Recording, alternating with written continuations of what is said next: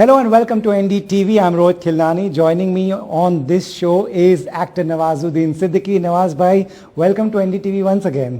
Thank you.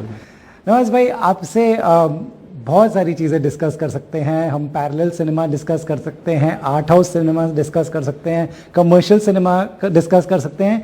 Do you make an effort कि आप सब कुछ करो? Now you are doing Heropanti 2 which is out and out commercial cinema. Do you make an effort कि मुझे सब कुछ करना है? हाँ, एज एन एक्टर अगर देखा जाए, मेरे एक्टर को एक एक्सपैंड इन्हांस ही होगा मेरे एक्टर अगर देखा जाए तो. अगर मैं हर तरह के जॉनर की पिक्चर करूंगा, एक पर्टिकुलर जॉनर के साथ या पर्टिकुलर फॉर्म के साथ मैं भी बंधना नहीं चाहता. राइट. आपने पिछले इंटरव्यू में ही मुझे कहा था कि you know you say yes to movies when there is something exciting for you. आपका स्कोप है कि कुछ बेटर करने का या कुछ अलग करने का. Story comes after that. Heropanti 2 में ऐसा क्या था जो आपने हाँ कहा कि आपके कैरेक्टर को आपको क्या लगा आप कर सकोगे?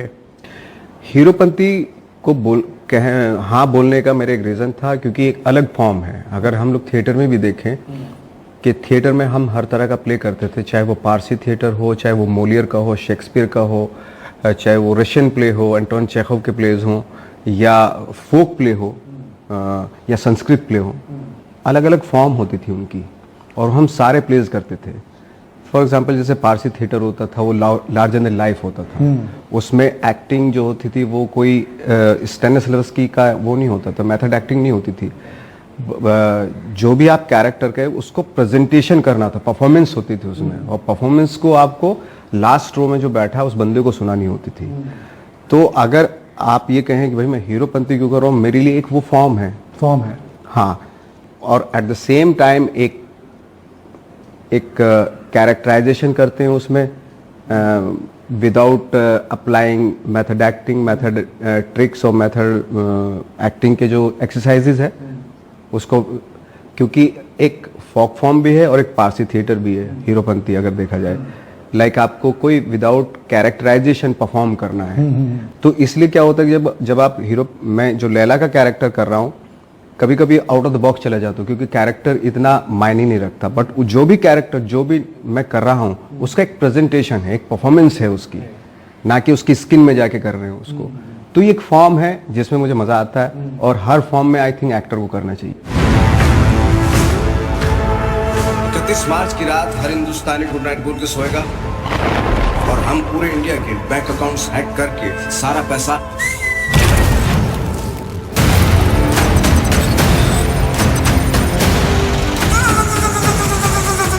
काबिलियत कम हो चलेगा, लेकिन वफादारी कभी कम नहीं चाहिए. ऐसा क्या था ये कैरेक्टर में कि आपने हाँ कहा कि I can do this, I can push this? ऐसा क्या था इस जो लिखा है इस कैरेक्टर के बारे में? जैसे नाम से पता चला लैला है. हाँ. तो मुझे लगा कि लैला एक मेल का कैरेक्टर को नाम कैसे हो सकता है, तो वो इंटरेस्टिंग लगा. एट द सेम टाइम वो मैजिशियन है, डिफरेंट मैजिक सीखने का मुझे मौका मिलेगा, अलग अलग तरह का मैजिक सीखने का मौका मिलेगा. और दूसरा of course larger than life film होती है, एंटरटेनिंग फिल्म होती है. और जिस तरीके से नरेशन मुझे दिया गया था तो मेरे लिए मुझे लगा कि मुझे करनी चाहिए. और एक होता है ना कि एक्टर का अपना एक होता है कि मैं रियलिस्टिक फिल्में करता जाता अचानक से अब मैं ये कर रहा हूँ, तो मुझे मजा आता है. मतलब उस तरह का करना, अपने आप को ब्रेक करने में, अपने आप को चैलेंज करने में मजा आता है. दुनिया के सारे साइबर क्राइम के पीछे एक ही आदमी का हाथ है, उसका नाम है लैला. मुझे मार दोगे तो जादू कौन दिखाएगा? जादू, अबे जादू है जादू.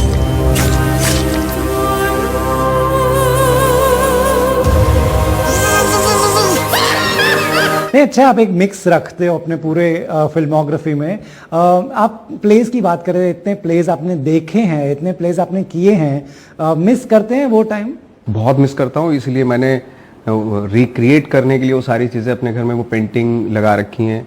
जैसे मोलियर का कैरेक्टर है, ये ओथेलो का एक बैनर यहाँ पे अभी जो आएगा, खाली जगह पड़ी है, इस पे मैं ग्लोब थिएटर का वो लगाऊंगा.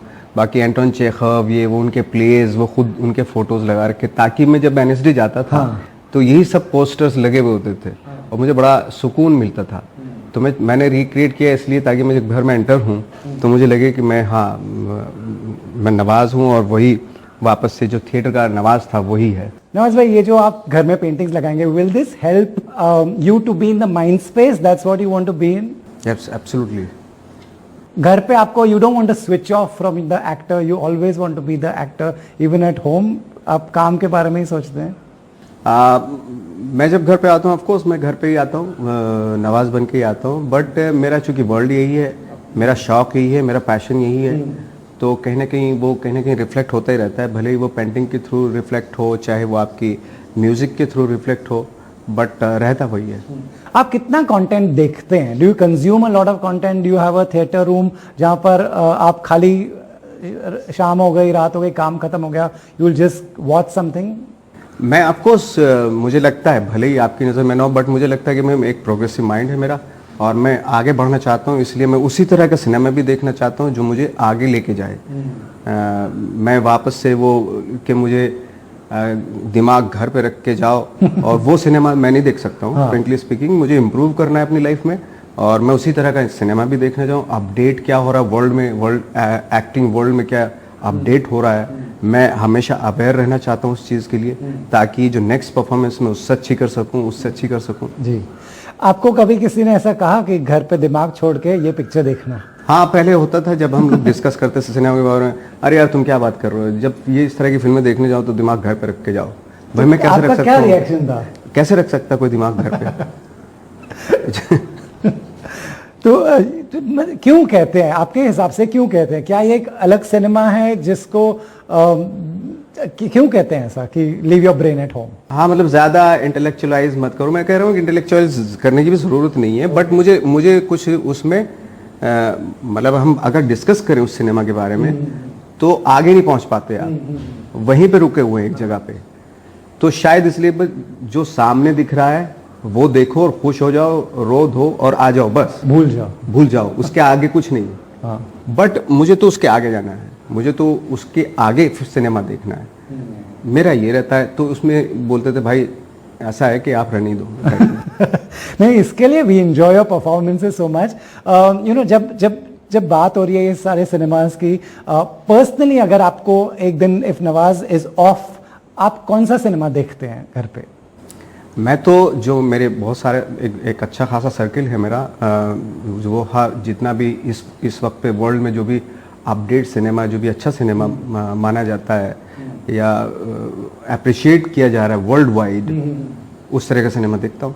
मैसेज वाला सिनेमा देखेंगे? अगर आज यूक्रेन की लड़ाई चल रही है, कोई डॉक्यूमेंट्री बने, is that something that interest you? Definitely, अगर वो उसमें मुझे कुछ नयापन नजर आएगा, उसमें लगेगा कि हाँ हकीकत है, कुछ रियलिटी है उसमें, सच्चाई, कुछ ऑनेस्टी नजर आएगी, तो मैं वो डॉक्यूमेंट्री क्यों नहीं देखूंगा। राइट। यू नो, हीरोपंती का जो कैरेक्टर है, ट्रेलर में काफी एक झलक दिख जाती है कि you are so different again, you have done something different, you have tried something different. क्या डायरेक्टर्स नवाज के पास ऐसे आते हैं ये लेकर कि इसमें डायरेक्टर्स एक लिमिट तक लाते हैं, फिर आप अपना इनपुट डालते हैं? क्योंकि जॉनी लीवर ने मुझे एक बार कहा था कि मेरे पास लोग आते हैं और ये सोचते हैं कि जॉनी लीवर कुछ तो कर ही देगा, कि उसको खाली फिल्म में ले लो। क्या आपके पास भी ऐसे लोग आते हैं? मेरे पास उस तरह को सेट आइटम्स नहीं है, फ्रेंकली स्पीकिंग। मुझे नहीं मालूम होता कि कैरेक्टर कहाँ जाएगा, उसमें मुझे डायरेक्टर की हेल्प चाहिए होती है 100%। और मैं अगर ये सोच लूंगा कि उसको ले लो, ये कर ही देगा, तो वो एक पैटर्न बन जाएगा मेरा, और मैं सर्टेन, मेरी लिमिट्स हो जाएंगी, सर्टेन पॉइंट तक ही मैं जा सकता हूँ। अगर मैं अपने आप को एक अननोन जोन में, अननोन एरिया में रखूं कि आई डोंट नो कहाँ जाएगा, मुझे नहीं मालूम ये character, with the help of director, तो कभी कभी खुद को भी अच्छा लगता है कि अच्छा ये चीज मैंने सोची नहीं थी, वहां तक ये कैरेक्टर चला गया। मिस्टर लैला को मारने के लिए लैला के लेवल तक आने पड़ेगा।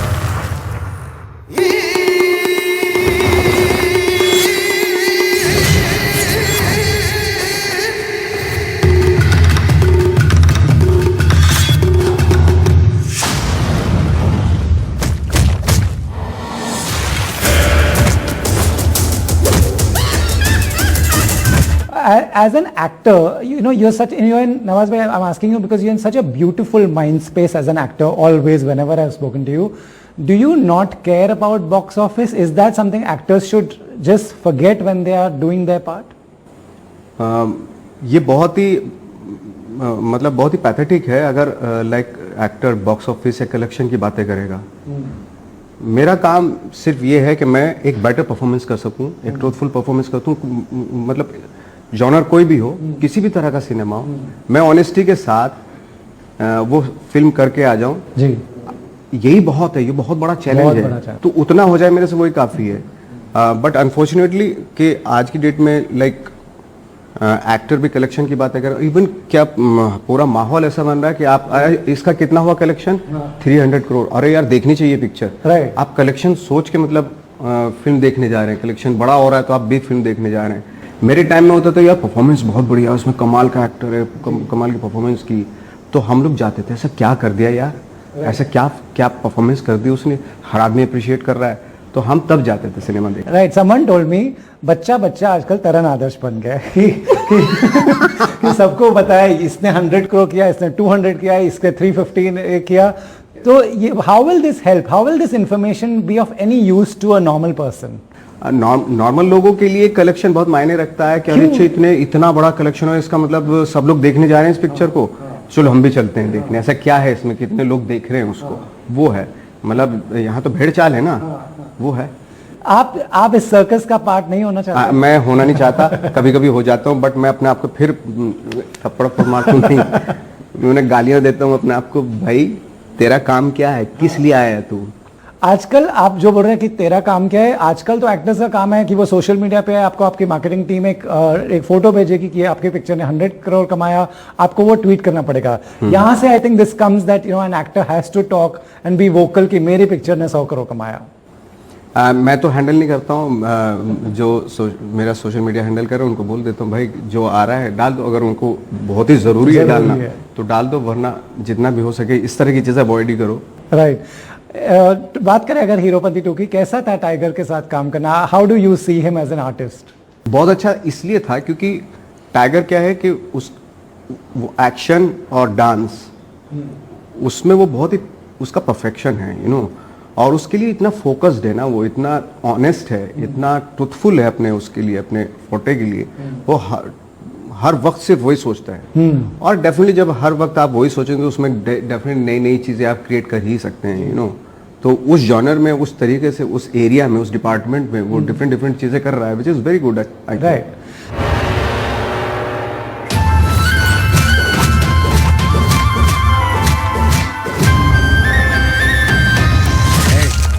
बहुत हो गई तेरी हीरोपंती।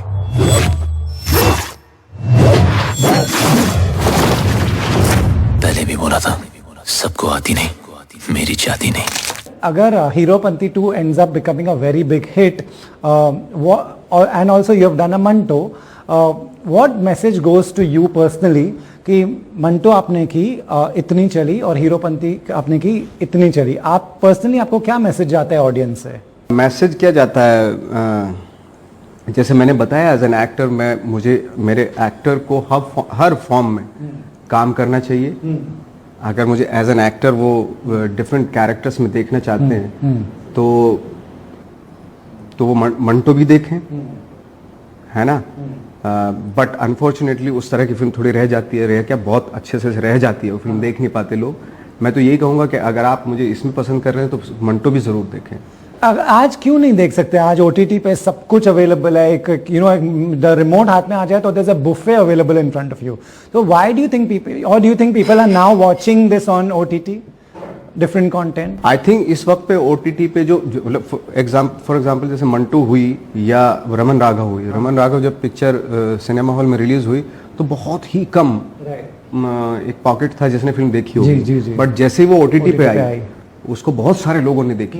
तो तब रियलाइज हुआ कि नहीं यार, अच्छा काम जो है ना, कभी भी OTT ने एक ये चीज बहुत अच्छी है कि अच्छे सिनेमा को संभाल के रख लिया, ये एक बात थी। राइट। तो OTT से ये एक बेनिफिट हुआ है कि आपकी जो फिल्म, आपको मैसेजेस मिलते हैं कहाँ से, from friends and people outside और वेरेवर कि मैंने ये OTT पे देखी। हाँ। ये एक फायदा हुआ, ये एक फायदा हुआ। That's amazing. और आपको अगर कुछ अलग देखना है तो OTT does it cater to someone like you also? Absolutely. अगर मैं कुछ अलग या आज का सिनेमा देखना चाहता हूँ, सब कुछ OTT पे अवेलेबल है, वो फिल्में OTT पे अवेलेबल है। कोई सीरीज, वर्ल्ड की कोई सीरीज है, एक्स्ट्राऑर्डिनरी सीरीज है, तो आप देखते हैं और ये तो है ओटीटी का, ये फायदा तो है। क्या देखा आपने रिसेंटली जो आपको बहुत पसंद आया? मैंने तो रिसेंटली फिल्में देखी, पिछले साल बहुत ज़्यादा फिल्में देखी थी, इस साल ज़्यादा नहीं देख पाया, बट इस साल जो मैंने देखी अभी रिसेंटली देखी वो हीरो देखी, एक वो किंग रिचर्ड देखी और कोडा देखी। हाँ, कोडा आपको पसंद आई? बहुत पसंद आई, अमेजिंग। तो ये एक फायदा है कि OTT caters to everyone. On this note, Nawaz bhai, we'll take a short break. I also want to discuss the recent box office craze that everybody is talking about. कि क्या चल रहा है आजकल, क्या लोग देखने जा रहे हैं. We'll discuss this after a short break.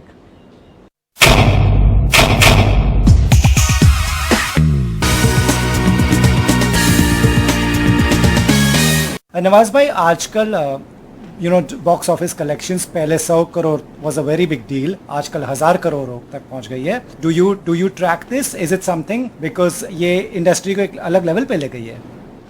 हाँ, मतलब आने वाले वक्त में तो ऐसे लगेगा 2000 करोड़, फिर 3000 करोड़, फिर 4000 करोड़, मतलब करोड़ बढ़ते ही चले जाएंगे.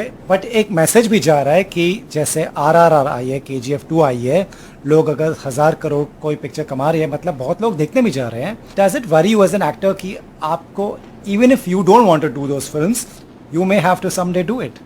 मैं तो कर रहा हूँ हीरोपंती टाइप की, इस तरह की फिल्म कर रहा हूँ. आई होप कि वो भी इतने कितने करोड़ पे जाए. हाँ, मुझे पता करोड़ों कितने.